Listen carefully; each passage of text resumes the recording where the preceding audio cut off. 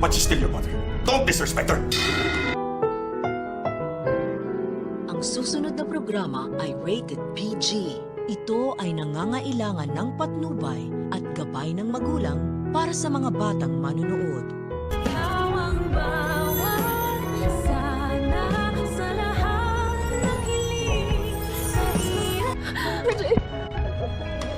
Gumagawa na nga ng malupit na plano si Eric kung paano nila malulusutan ang kanilang pagpapabaksak sa Apex na walang makakahuli sa kanila kung paano nila ginagawa ito. Maisipan kasi ni Eric na kailangan nilang mag-ingat ng kanyang anak upang hindi sila mahalata ni Giselle sa kanilang masamang pakay na paghihiganti nga dito. Sasamantalahin ni Eric ang pagkakataon na muli na namang binabastos ng kanyang anak na si Justin ang kanyang ina na si Giselle. Dahil nang hinagis ni Justin ang binigay na bulaklak ng kanyang nanay, ay papagitna naman ito si Eric at sasawayin si Justin. Papanwaring pagagalitan ni Eric si Justin at sasabihan niya ito na hindi porket galit siya sa kanyang nanay na si Giselle ay babastusin niya na ito. Kailangan niya pa rin daw irespeto ang kanyang ina dahil nga ito ang nagduwal sa kanya sa mundong ibabaw. Biglang-bigla naman si Justin dahil hindi nga inaakala na sasawayin siya ng kanyang ama. Pero eventually ay maunawaan din naman ni Justin ang ginagawang strategy ng kanyang amang si Eric upang hindi nga sila mapaghinalaan ni Giselle sa kanilang balak